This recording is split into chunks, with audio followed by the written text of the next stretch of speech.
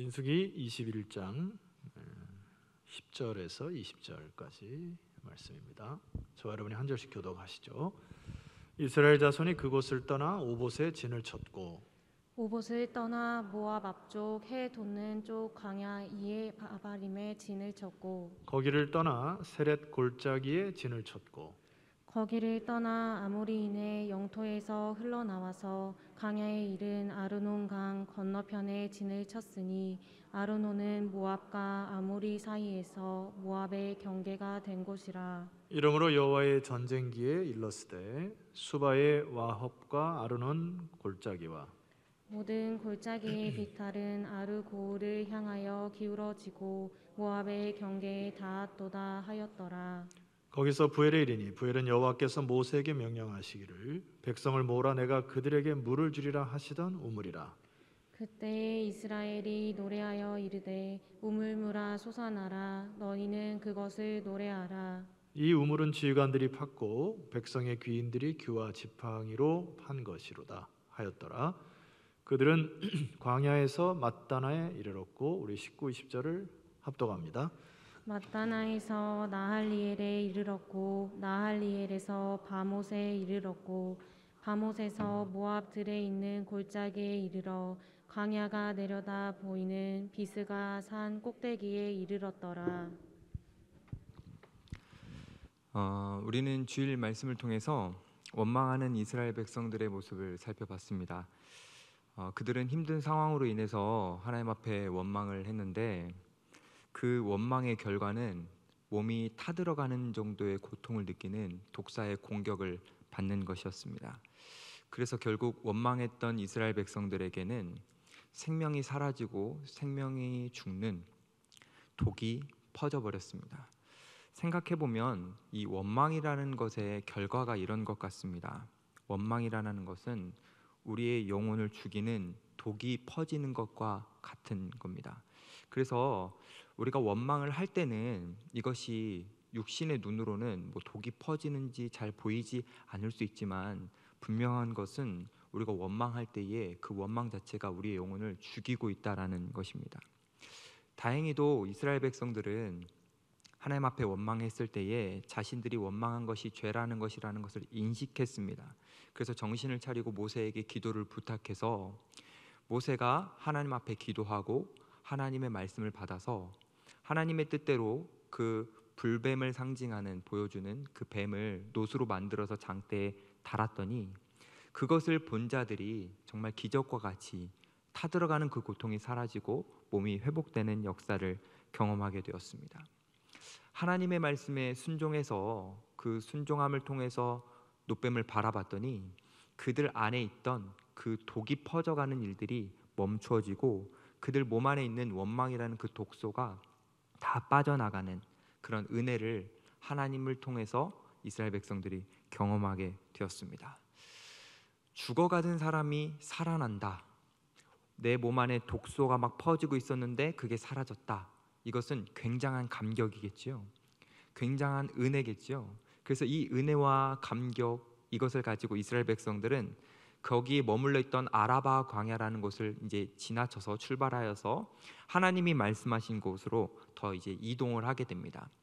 이스라엘 백성들이 아라바 광야를 지나서 어디로 가게 되냐면 아르논 강 건너편에 도착을 하게 되는데 이곳은 암몬이라는 나라, 모압이라는 나라의 경계에 위치하는 골짜기였습니다. 골짜기라는 것은 굉장히 험한 지역으로서 이동하는 것이 매우 어려운 지역이었습니다. 그러니 이스라엘 백성들이 지금 몸이 회복되는 역사를 경험한 이후에 이동을 하던 과정 가운데 그 지형이 너무 어렵고 험해서 굉장히 힘들었을 것입니다. 이것만 생각해 봤을 때 우리 하나님은 뭔가 구원해 주시고 회복을 주셨을 때에 그 이후의 삶을 편안한 길로만 인도해 주시지 않는다라는 걸 우리가 깨닫게 됩니다. 하나님은 우리에게 말씀을 통해서 약속을 해주실 때에 너희들이 믿었으니 이제 평탄대로가 다 펼쳐질 거다 이렇게 말씀하시지 않습니다. 뭔가 회복을 경험하고 구원을 경험했지만 하나님의 백성들의 삶에는 여전히 고통과 시련이 있습니다. 요한복음 16장 33절의 말씀을 보면 이렇게 말씀하셨어요. 세상에서는 너희가 환난을 당하나 뭐라고 하셨죠? 담대하라고 하셨습니다. 환난이 없다라고 말씀하시는 게 아니라 구원을 경험하고 회복을 경험한 하나님의 백성들도 환난이 있다라고 말씀하시면서 그 대신 담대하라라고 말씀을 하십니다. 그래서 우리는 일상을 살아가면서 우리가 편안한 삶을 추구하는 것은 우리의 바람이지 하나님의 계획이 아닐 수 있음을 우리는 인정해야 됩니다. 내가 일상을 살아가면서 상황이 편하지 않다 그래서 원망하면 안 된다라는 것입니다. 하나님은 우리가 환난을 당하나 뭐하라 그러셨죠? 담대하라고 하셨습니다. 왜죠? 하나님이 여전히 우리와 함께 하시기 때문입니다. 그래서 우리가 일상을 살면서 조금 어렵고 힘든 일이 반복되다 하더라도 거기서 우리는 원망하면 안 되고 하나님이 나와 함께 하심을 믿고 인정하면서 우리는 담대하게 살아가야 됩니다. 이스라엘 백성들이 환난 속에 있었고 그 광야의 여정이 쉽지는 않았지만 그래도 하나님의 함께 하심, 인도하심을 경험하면서 광야 여정을 계속 보냈습니다. 그러다가 한 곳에 도착하게 되는데 우리 16절 말씀 같이 한번 읽어볼까요? 16절입니다. 시작. 거기서 부엘에 이르니 부엘은 여호와께서 모세에게 명령하시기를 백성을 모으라 내가 그들에게 물을 주리라 하시던 우물이라. 이스라엘 백성들이 부엘이라는 곳에 도착하게 되는데 이곳은 이미 하나님께서 이스라엘 백성들에게 물을 주시겠다라고 약속하신 장소였습니다. 지금 이 장소에 도착하기 전에 골짜기를 지나면서 굉장히 힘들었고 심지어는 목말랐을 것입니다. 근데 하나님이 물을 주겠다라고 약속하신 이 부엘이라는 장소에 도착하니 이스라엘 백성들의 마음이 어땠을까요? 기대했을 것입니다. 와, 이제 물을 먹을 수 있구나. 그래서 목이 말랐던 이스라엘 백성들은 그 기대를 가지고 물을 얻기 위해 노력을 합니다. 그런데 오늘 본문을 보면 좀 특별합니다. 뭐가 특별하냐면 이전과는 다른 방식으로 이스라엘 백성들이 물을 얻게 됩니다. 18절을 한번 보시면 이렇게 나와요. 이 우물은 지휘관들이 팠고 백성의 귀인들이 규와 지팡이로 판 것이로다. 그러니까 지금까지는 이전까지는 물을 먹고 싶었을 때 하나님이 어떤 방식으로 물을 주셨냐면 반석을 치면 그 반석에서 물이 나오는 방식으로 쉽게 먹었습니다. 노력을 별로 하지 않았어요. 그렇죠? 근데 이제는 반석을 치는 것이 아니라 우물을 파야 되는 겁니다. 스스로 노력을 하고 애쓰는 방식을 통해서 물을 하나님께서 얻게 하신 겁니다. 여러분, 물을 얻기 위해서 땅을 파보신 적 있습니까? 김장을 하기 위해서는 땅을 파보신 적 있습니까? 땅을 판다라는 것 자체가 굉장히 고된 노동입니다. 아주 힘든 일이에요. 저도 땅을 파봐서 아는데 굉장히 어렵습니다. 하나님은 왜 반석을 쳐서 물을 쉽게 얻는 방법을 이제 주시지 않고 왜 이제는 스스로 우물을 파서 먹는 방법을 하나님께서 주셨을까요? 하나님은 왜 이스라엘 백성들을 힘들게 하셨을까요? 쉽게 생각하면 이런 게 될 수 있습니다. 우물을 파면 물이 나오는 지역으로 이스라엘 백성들이 이동했다라는 겁니다. 다시 말씀드리면 너무 척박한 광야에서는 아무리 땅을 파도 물이 나올 수가 없는데 이제는 가나안 땅 근처로 왔기 때문에 조금 좋은 땅에 도착했기 때문에 이제는 이스라엘 백성들이 물을 파면 물이 나올 수 있는 곳으로 이동했다라는 것을 보여줍니다. 그런데 이것보다 더 중요하고 깊은 의미가 있습니다. 그것이 무엇이냐면 이제 더 이상 이스라엘 백성들은 하나님의 기적에만 의존하지 말고 스스로 노력해서 문제를 해결하라고 하나님이 말씀해 주시는 겁니다. 이제까지는 이스라엘 백성들이 경험한 모든 것들이 사실 다 기적이었습니다. 애굽의 바로 왕이 굴복했던 10가지 재앙도, 그리고 홍해가 갈라진 것도, 그리고 만나와 메추라기를 먹는 것도, 불기둥과 구름기둥의 인도를 받는 그 모든 것이 다 기적이었습니다. 그런데 하나님께서는 이제 기적에만 의존하지 말고 스스로 노력하고 힘써서 문제를 해결하라, 스스로 어려움을 극복하라 라고 하나님께서 말씀하시는 겁니다. 왜 이렇게 스스로 해결하라고 하셨을까요? 하나님이 원망하는 이스라엘 백성들을 미워하시기 때문입니까? 덜 사랑하게 되셔서입니까? 그런 거는 아닙니다. 하나님이 이스라엘 백성들을 여전히 사랑하십니다. 하지만 이렇게 하시는 이유는 기적이라는 것 자체가 비상조치이기 때문입니다. 기적이라는 이 비상조치가 남발되기 시작하면 문제가 생길 수 있고 부작용이 있을 수 있기 때문에, 이거를 조금 더 다르게 표현하면 하나님은 이스라엘 백성들이 기적만 요구하는 어린아이와 같은 신앙에서 벗어나 스스로 문제를 해결할 수 있는 성숙한 신앙을 가지기를 바라셨기 때문에 하나님께서는 이것을 요구하신 겁니다. 우리가 아이가 태어나면 갓난 아이에게는 모든 것을 다 해줍니다. 다 맞춰줘요. 그럼 그 아이는 손 하나 깜짝하지 않고 기적과 같이 음식도 먹고 대소변도 다 깔끔하게 치워지는 그 기적을 경험하게 됩니다. 그러나 아이가 점점 크다 보면 부모는 그 아이가 그 문제를 해결할 수 있다라고 생각되어질 때에 그 아이에게 기회를 줍니다. 스스로 문제를 극복하고 해결할 수 있는 이 기회를 주면서 이 아이가 성장하기를 바라는 거죠. 마찬가지로 하나님도 이스라엘 백성들이 스스로 삶을 살아내도록 그 기회를 주신 겁니다. 다시 말해서 이스라엘 백성들이 기적만 바라보고 있는 것이 아니라 스스로 하나님을 신뢰하는 마음으로 해결하고 문제를 극복할 수 있는, 성숙할 수 있는 기회를 주신 것입니다. 그래서 우리 하나님은 우리의 인생을 하나님의 주권적으로 인도하시지만 우리의 책임이나 역할을 무시하지 않으십니다. 하나님은 우리에게 모든 것을 다 공급해 주시겠다라고 말씀하시지만 동시에 우리도 성실하게 열심히 살아야 한다라고 말씀을 하십니다. 왜죠? 우리가 하나님의 백성다움, 성숙한 하나님의 백성이 되게 하시려고 하나님께서 우리에게 기회를 주시는 것이죠. 그래서 오늘 이 사건 이후에 이스라엘 백성들의 여정을 보면 더 이상 기적이 많이 나타나지 않습니다. 물론 몇몇 가지 기적들이 나타나기는 하지만 분명한 것은 이전까지는 기적 중심의 이동이었다면 이제부터 이스라엘 백성들에게는 일상의 성실함 중심의 여행, 이동으로 변하게 됩니다. 이것을 통해서 우리가 한 가지 기억할 것은 우리의 일상 가운데 하나님은 왜 기적을 주시지 않는가? 이렇게 우리가 원망할 필요가 없다라는 겁니다. 우리 인생에 내가 원하는 기적이 일어나지 않는다라고 실망할 필요도 없다라는 겁니다. 오히려 우리의 인생에 뭔가 놀라운 기적이 일어나지 않는 것은 내가 이제 광야라는 곳에서 이제 가나안 땅이라는 곳으로 점점 더 이동했구나. 내가 성실로 내 우물을 파면 하나님이 결과를 주시고 열매를 맺게 해주시는 장소로 내가 이동했구나. 또 하나, 이제 하나님이 나를 성숙한 자녀로 인정해 주시는구나. 그리고 나를 더 성숙하기를 바라셔서 나에게 기회를 주시는구나. 이렇게 받아들이면 되는 겁니다.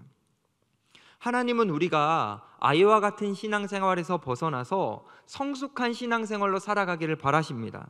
그래서 우리는 이제부터 기적 중심의 삶이 아니라 일상의 성실로 믿음으로 살아내어서 그 믿음 자체가 우리의 삶의 기적과 같은 역사를 이뤄내도록 우리는 성실로 살아가야 하는 것입니다. 다시 한번 강조드립니다. 기적과 같은 일이 없다고 해서 우리는 원망하고 불평하는 것이 아니라 여전히 환난 속에서 담대하라, 내가 함께 하겠다라고 말씀하신 그 하나님을 신뢰함을 통해 우리가 일상을 성실로 살아서 우리가 어떠한 믿음을 갖고 있는지를 증명해내야 하는 것입니다. 이스라엘에 이런 나라, 이스라엘이라는 나라에 초대 총리가 있습니다. 아직까지도 존경을 받는 굉장한 인물인데요. 이분이 어떤 말을 남겼냐면 이런 말을 남겼습니다.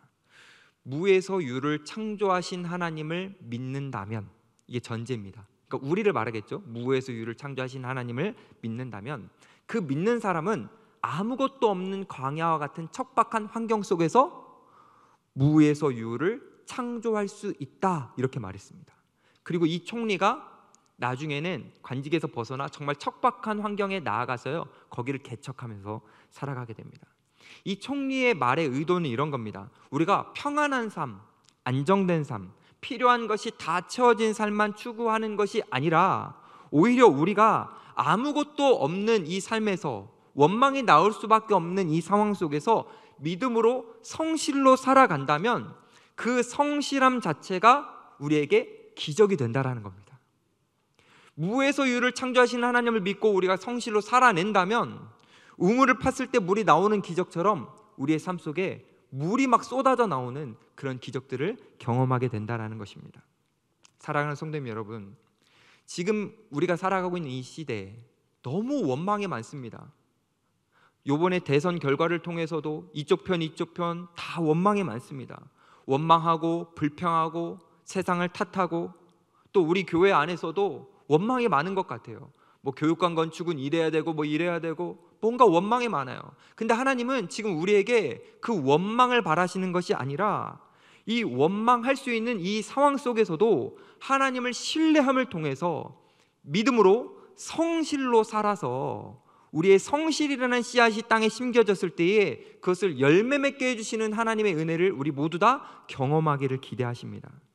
그러니 우리 모두 다 일상 속에서 원망하지 말고 이 주어진 환경 속에서 하나님이 나에게 무엇을 원하시는지를 기도함을 통해서 발견하여 성실하게 하루하루를 살아가서 우리에게 주시는 그 우물을 경험하는 저와 여러분들이 되기를 소망합니다. 이스라엘 백성들이 순종과 성실로 우물을 파서 시원한 물을 얻었는데 성실하게 하나님의 말씀에 순종했더니 시원한 물을 얻는 그 경험을 하게 되었습니다. 여러분, 노력했을 때에 내가 땀 흘렸을 때에 그 땀 흘린 것에 걸맞는, 아니 그것보다 더 큰 결과물을 얻었을 때 어떤 마음이 드시나요? 감사하고 감격스럽고 기쁘죠. 이스라엘 백성들도 그랬습니다. 우물을 막 팠는데 그곳에 자기들이 열심히 노력은 했지만 그곳에서 우물이 막 쏟아져 나오는 것을 보면서 감격했습니다. 그래서 그 감격을 어떻게 표현했냐면 17절입니다. 이렇게 나와요. 그때에 이스라엘이 노래하여 이르되 우물물아 솟아나라 너희는 그것을 노래하라. 이스라엘 백성들이 지금 우물물이 솟아나오고 있는 이 상황 속에서 뭘 한 거죠? 노래를 한 겁니다. 왜요? 감격스럽고 기뻤으니까. 근데 이스라엘 백성들이 노래했구나 이렇게 넘어갈 일은 아닙니다. 여기에는 아주 중요하고 특별한 의미가 담겨 있습니다. 왜냐하면 이 본문 바로 직전까지 이스라엘 백성들이 뭘 했었죠? 원망했습니다. 불평했어요. 하나님은 여전히 이스라엘 백성들에게 매일매일 만나를 주시는데 그것을 하찮게 여겼고요.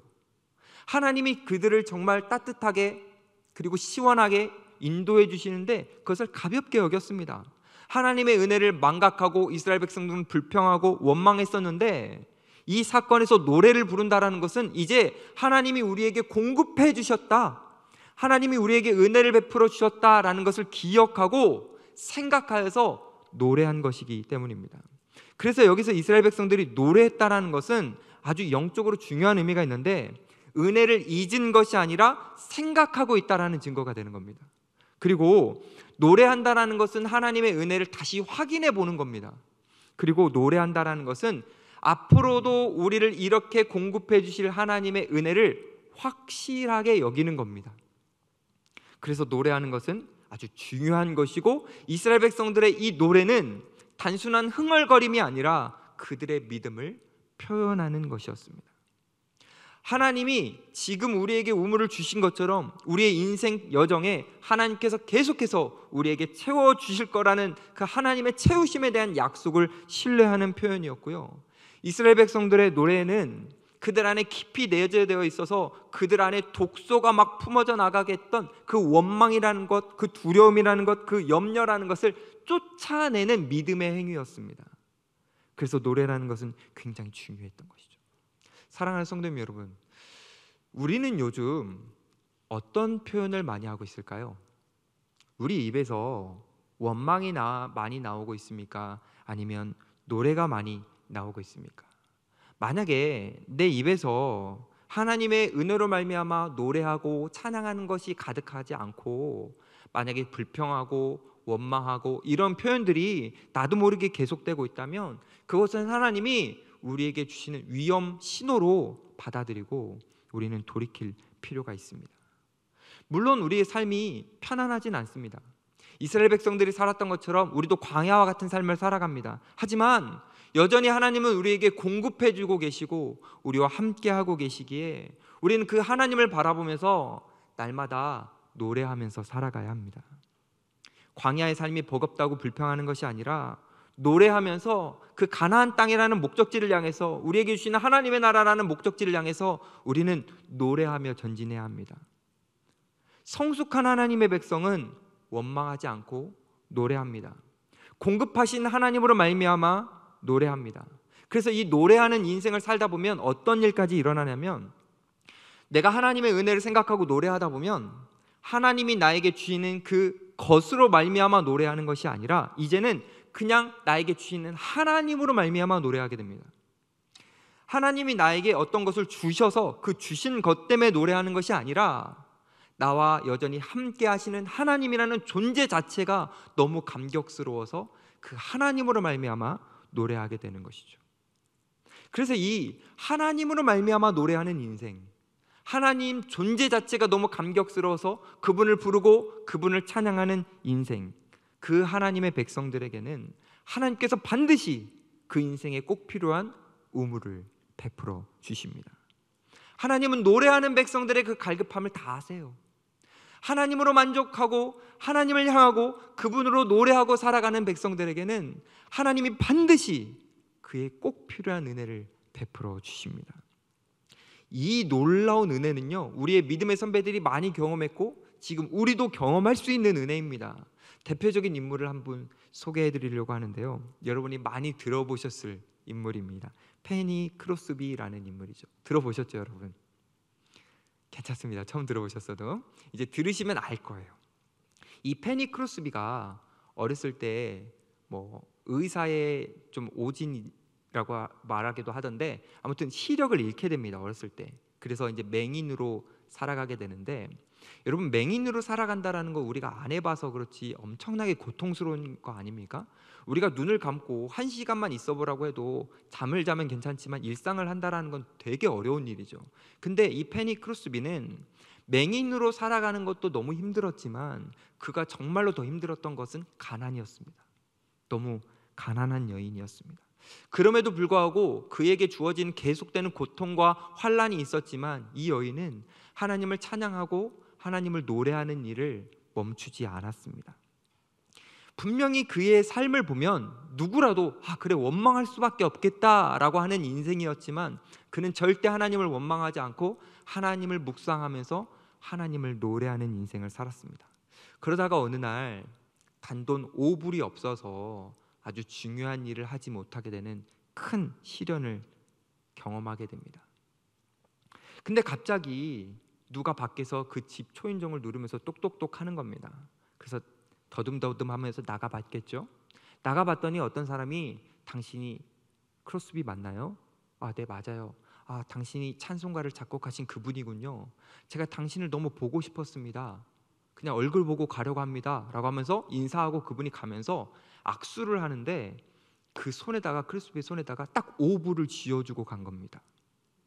지금 이 크로스비에게는 이 5불이 부족했는데 하나님이 정말 하나님을 찬양하고 원망하지 않고 노래하는 자신의 인생에 꼭 필요한 이 우물을 전해주시는 것을 경험하면서 너무 감격스러웠습니다.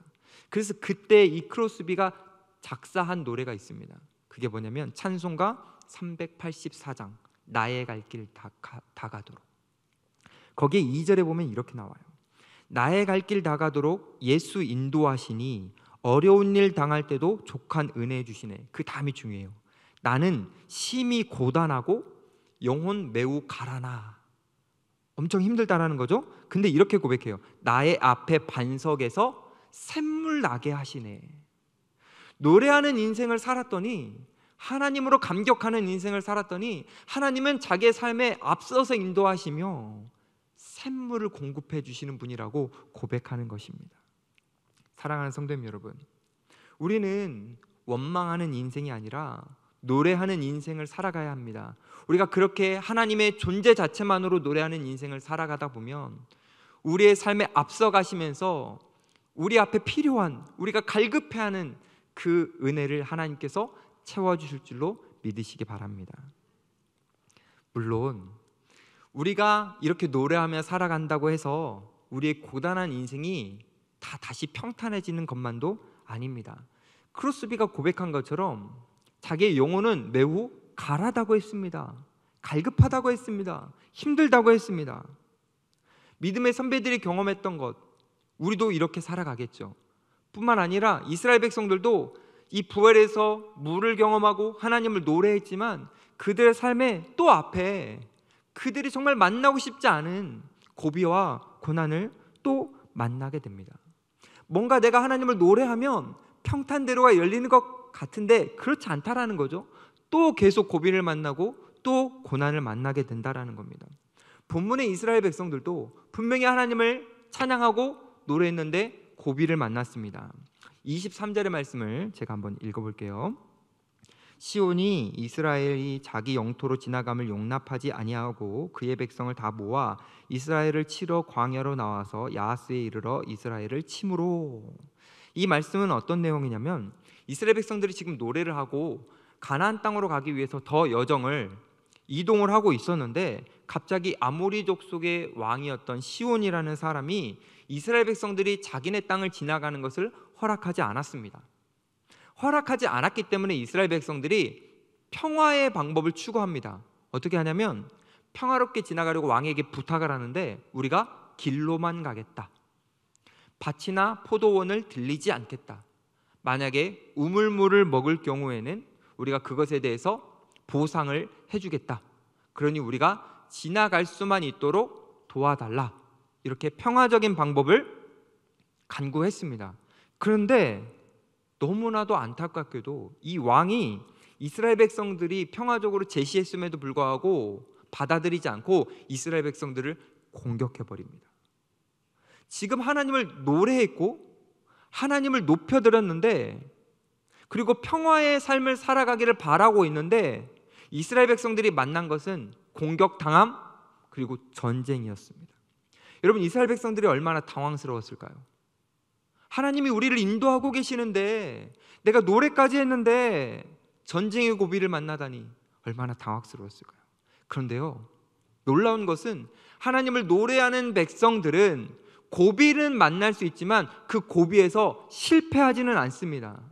하나님이 샘물의 은혜를 주시는 것처럼 하나님이 이 전쟁 가운데 이스라엘 백성들을 승리하게 해주셨습니다. 이 승리를 경험하고 나서 이스라엘 백성들이 다시 여정을 가는데 산 넘어 산이라고 더 큰 고비를 만나게 됩니다. 이번에는 좀 전의 왕보다 조금 더 강력한 바산 왕이라는 옥이 이스라엘 백성들을 공격하게 됩니다. 그래서 이스라엘 백성들은 또 전쟁하게 되는데 같은 상황 속에서 또 한 번 하나님께서는 샘물을 주시는 은혜처럼 이스라엘 백성들에게 승리를 주셔서 이스라엘 백성들이 그 광야 여정을 잘 지나갈 수 있도록 하나님께서 은혜를 베풀어 주십니다. 이 일을 통해서 이스라엘 백성들이 무엇을 느꼈을까요? 아, 그렇구나. 하나님을 노래하는 자들에게는 승리를 주시는구나. 이것을 이스라엘 백성들이 느낀 겁니다. 그 전에 이 일 바로 전에는 원망을 했었거든요. 원망을 했을 때는 하나님의 보호하심을 누리지 못해서 어떻게 됐죠?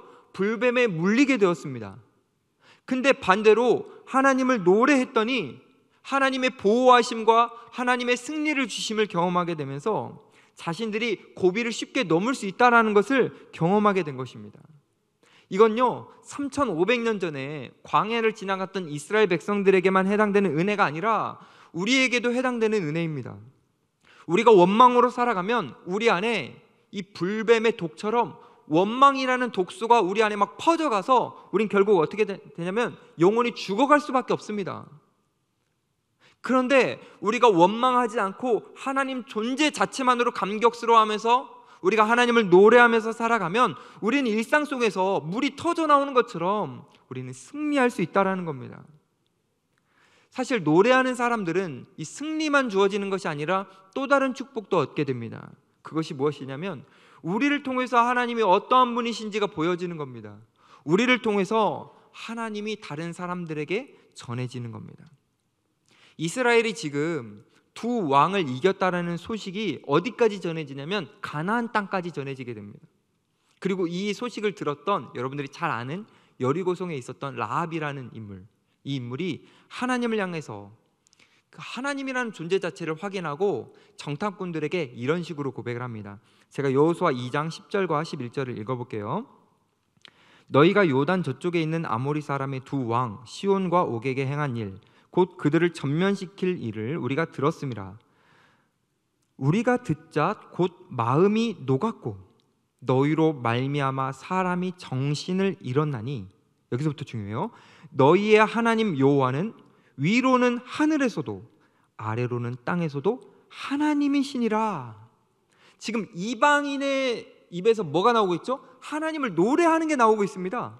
하나님을 높이고 있어요. 이방인이었던 라합도 하나님이 주신 이스라엘 백성들의 승리를 통해서 하나님을 고백하게 된 것입니다. 하나님을 알게 된 것이죠. 결국 이 라합은 어떻게 되는 거죠? 생명을 얻게 됩니다. 모든 사람이 거기서 다 진멸될 때에 이 라합은 생명을 얻게 됩니다. 여기까지 한번 말씀을 정리해 보려고 합니다. 이스라엘 백성들이 원망했을 때 그 결과가 무엇이었습니까? 실패였습니다. 죽음의 독이 퍼져가는 것, 다시 말해서 죽는 것이었습니다. 그래서 죽음이 퍼지는 것이 결과였습니다. 다시 한번요. 원망할 때는 죽음이 퍼집니다. 그게 결과입니다. 근데 노래했더니 어떤 결과가 일어난 겁니까? 노래했더니 실패가 아니라 성공을 했고, 죽음이 퍼지는 것이 아니라 생명이 퍼졌습니다. 이 생명이 하나님의 백성들을 통해서 하나님을 알지 못했던 백성들에게 흘러가 그들도 생명을 얻게 되는 놀라운 역사가 일어나는 겁니다. 무엇을 통해서요? 노래를 통해서요. 그래서 우리는 이 땅을 살아가면서 원망하면 안 되고 노래하는 삶을 살아야 하는 것입니다. 하나님께서 이 노래하는 삶을 얼마나 원하셨던지, 원망이 입에 배어버린 우리 하나님의 백성들을 위해서 하나님께서 친히 이 땅에 오셨습니다. 하나님, 저는 하나님이 안 보여요. 어떻게 믿어야 되는지 알지 못하겠어요. 답답해요 라고 하나님의 백성들을 위해서 하나님이 육신의 몸을 입고 이 땅에 오셔서 하나님이 어떠한 분이신지를 보여주셨습니다. 하나님, 내 삶은 너무 힘들어요. 어떤 방향을 선택해야 될지 모르겠어요. 어떤 길로 가야 될지 모르겠어요 라고 원망할 수 있는 하나님의 백성들을 위해서 예수님이 친히 고난의 길로 가셨고 우리에게 그저 나를 따라오라 라고 말씀해 주셨습니다. 그 예수님을 믿는 사람들은, 예수님의 마음에 모시는 사람들은 예수님께서 십자가에 죽으신 거기에서 쏟으신 그 사랑으로 인해서 원망이 아니라 노래를 하게 되는 겁니다. 내 상처와 내 아픔과 내 실패와 내 없음을 보면 우린 이렇게 원망해요. 하나님, 나에게 왜 이러십니까? 근데 우리가 눈을 들어서요, 노뱀을 쳐다보는 것처럼 예수님의 십자가를 바라보면 어떻게 되는 거죠? 나에게 왜 이러십니까가 아니라 예수님에게 왜 이러셨습니까가 나오는 거죠. 예수님에게 왜 이러셨습니까? 라는 이 고백은요, 자연스럽게 우리의 입속에 찬양이 나오게 합니다. 하나님은 날 사랑하시네. 주 예수보다 더 귀한 분은 없네. 우리가요, 고백이, 우리의 표현이 바뀌게 되는 겁니다. 예수님을 묵상하는 사람은요, 인생이 힘들고 고난이 반복되고 산 넘어 산처럼 고비가 계속될지라도요, 예수님을 정말 바라보고 그분을 마음에 모시는 사람은요, 이 안에 기쁨이 막 솟아납니다. 우물처럼 기쁨과 소망이 막 솟아나서요, 광야와 같은 삶을 살아가지만 마치 천국을 디디며 살아가는 것 같은 그 영광스러운 삶을 살 수 있게 됩니다. 우리가 일생을 살아갈 때에 돈이 좀 없죠. 명예도 없고요, 권력도 없어요. 우리가 원하는 대로 잘 안 됩니다. 그럼에도 불구하고 내가 갖고 싶은 거 이 세상에 하나도 없을지라도 내 유일한 만족 되시는 예수 그리스도가 나에게 오셨기에 내가 주님으로 만족하며 하루하루를 노래하며 살겠습니다 라는 고백을 우리가 할 수 있게 되는 겁니다. 사랑하는 성도 여러분, 성숙하지 않는 백성들은요, 원망합니다. 불평이 많아요. 비난이 많습니다. 그러나 성숙한 하나님의 백성들은 환경에 따라 원망하는 것이 아니라, 이 환경이 아니라 주님으로 인해 만족하기 때문에 노래하고 찬양하면서 살아갑니다. 오늘 설교 제목을 이렇게 잡았어요. 민수기는 노래한다. 이거 오타가 아닙니다. 우리가 읽고 있는 이 민수기라는 것은 숫자를 세다, 백성의 숫자를 세다라는 의미고요. 제가 지은 민숙이라는 것은 민숙이 뭐죠? 성숙한 백성. 성숙한 백성은 뭐 한다고요? 노래한다고요. 성숙한 백성은 원망하는 것이 아니라 노래합니다. 때로는 우리가 노래가 나오지 않을 만큼 여러분의 일상이 힘들 수도 있어요. 아플 수도 있어요. 고비가 너무 커서 눈물만 나올 수도 있습니다. 하지만 그럼에도 불구하고 우리는 성숙한 백성이 되기 위하여 예수님을 묵상하고 또 묵상하면 원망이 아니라 노래하는 삶을 살 수 있습니다. 기억하십시오. 이스라엘 백성들은요, 광야의 여정만 살다 끝나지 않았습니다. 그들 앞에는 뭐가 있었죠? 가나안 땅이 있었어요. 우리의 삶의 이 광야와 같은 여정은 계속되는 것이 아닙니다. 곧 끝이 옵니다. 우리는 곧 하나님의 나라에서 영원토록 주님을 노래하면서 살아갈 자들입니다. 그러니 이 곧 끝날 인생, 그리고 곧 만날 하나님을 만나서 노래할 그 인생을 소망하면서 우리에게 잠시 주어진 이 일생 속에서 날마다 노래하며 천국을 소망하면서 살아가는 것이 무엇인지를 우리의 삶으로, 성실로 보여주는 저와 여러분들이 되기를 소망합니다. 그래서 우리가 노래하면서 살아가는 이 삶에 하나님이 우물과 같은 그 기쁨의 샘물을 날마다 부어주시는 것을 경험하며 살아가는 저와 여러분들이 되기를 간절히 소망합니다.